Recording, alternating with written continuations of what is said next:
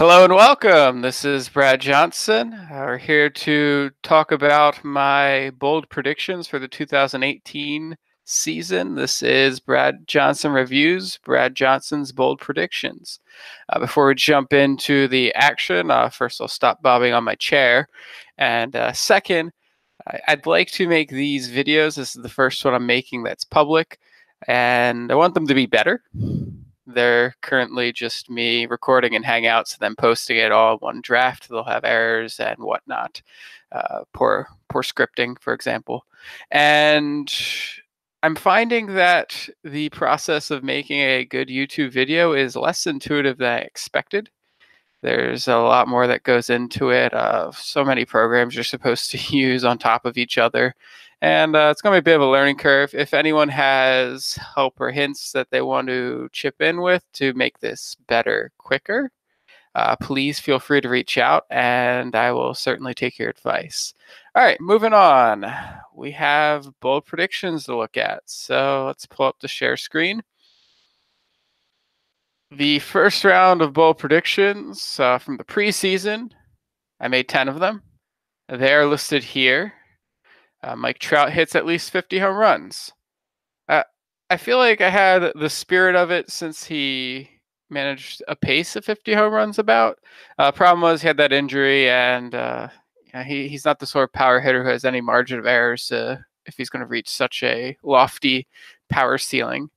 Pre-injury Freddie Freeman, did not really return, but also wasn't bad. I mean, he probably didn't perform quite to his ADP in draft season, so not too useful as fantasy advice there.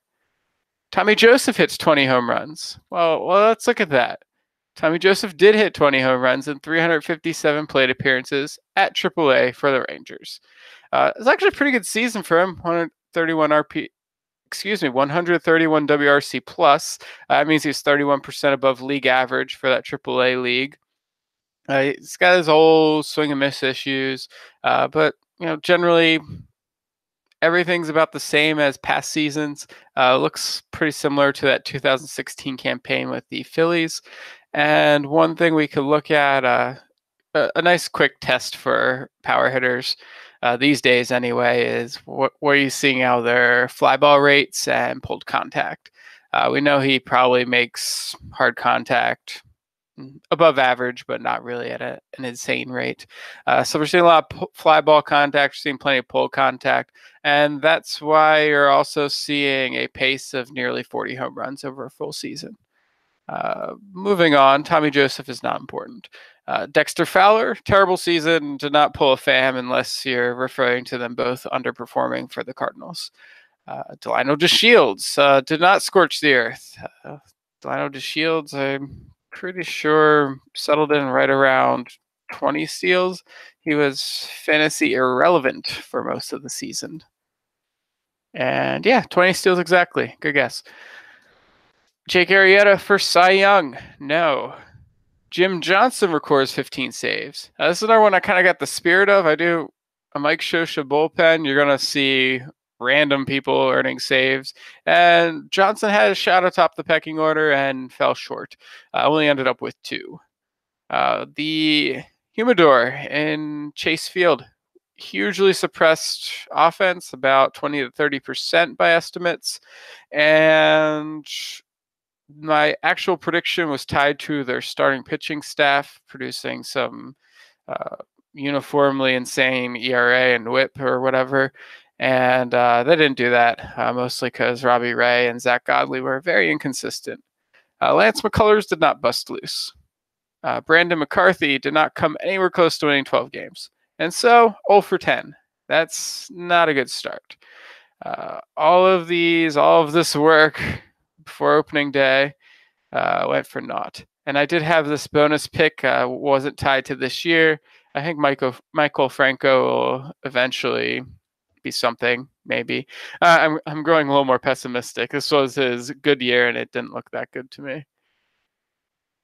So I have a second set of bold predictions that I did.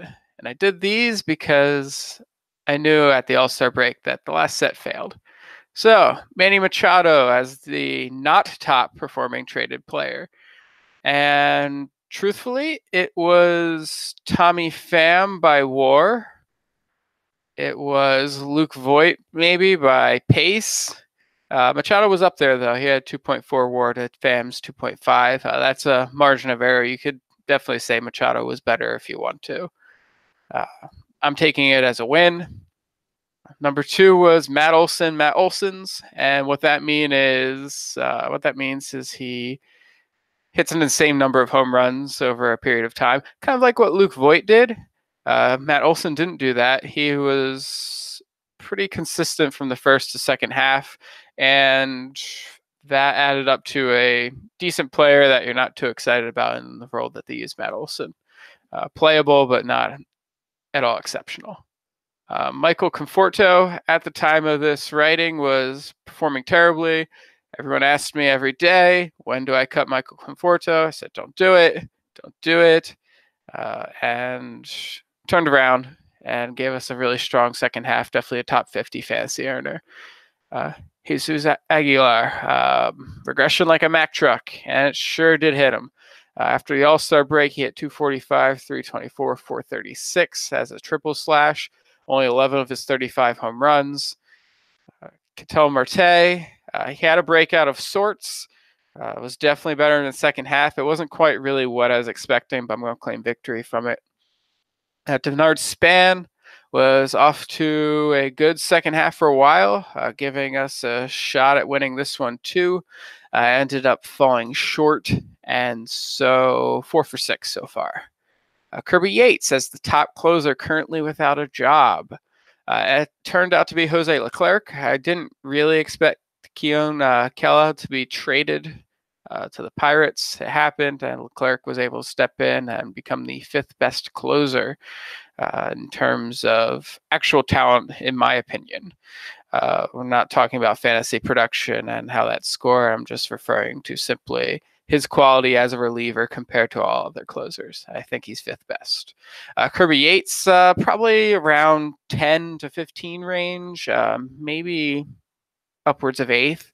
Kind of bounces around because he is homer prone at times. Early part of the season looked like he had figured out how to avoid those, and then later in the year he slipped back into allowing a bunch of homers. That's not a trait you really want in a closer. It's what kind of sunk Brad Boxberger in Arizona, and long term it puts a damper on Yates' future as a closer. Still should be a quality reliever of some type. Lucas Giolito, second half most improved pitcher. I don't really have a great way to quantify that, but I'm pretty comfortable saying that was not him. Herman Marquez seems like someone who probably ran away with that title, and I'm sure there's a few others that could be mixed in there. I know Luis Castillo improved quite a bit, and Giolito, I think, finished maybe like with a 4-point-something ERA in the second half. He was definitely playable. Fits the 12-team streamable label I put on here. I think where I got wrong with this pick wasn't how he would perform, but rather that other pitchers wouldn't improve just that much more. And I guess maybe I thought the terrible base that he was working from, which was like a 6.08 ERA, would be enough to make up for that. I don't think it was. John Gray, most usefully improved pitcher and 10-team ownable. He was improved for a time, but it kind of fell apart again. So I'd gone down to the minors before the All-Star break, come out shortly before that. I went on a little bit of a hot streak, but there's some warning signs specifically with his swing and miss rates and strikeout rates. And sure enough, they caught up to him later in the year. He completely fell apart in September. Probably sunk a few fantasy seasons while he was at it. So 4 for 9 going into the final bold prediction of Felix Pena busting loose. And I'd called Pena Zach Godley of better command. My colleague had referred to him as Patrick Corbin because of the way he used his breaking ball. And regardless of which of those you think is the more apt comparison, Pena seems to have indeed grown into a fantasy viable asset, especially as like a 12-team streamable type player. Probably not rostering him full time unless the league's deeper than that. And produced a decent whip, 1.07, decent strikeout rate, and not terrible ERA. Again, this is not. He wasn't meant to be a carrying force. He's not wasn't meant to be German Marquez. It's just any degree of fantasy usefulness, I think, counts as a win. And I'm seeing now in this article I wrote, I didn't actually credit myself with the 5 for 10, but that is what I got on this second round. And all of them except for Matt Olson, I think, had enough of a kernel of truth to it to be useful to fantasy owners, assuming you jumped off the Jon Gray ship quick enough. So that's it. 0 for 10 on the preseason, 5 for 10 on the midseason, and close to more on that midseason one. Probably some lessons to be learned. I think one of those is that the focus should be on fantasy actionable advice. And I think all of these did a pretty good job of that. And that's why even when they failed, they're still useful to readers. So I'll try to keep that in mind next time I'm going about this bold prediction process. This has been Brad Johnson and a review of Brad Johnson's 2018 bold predictions. Take care and hope to see you all again soon.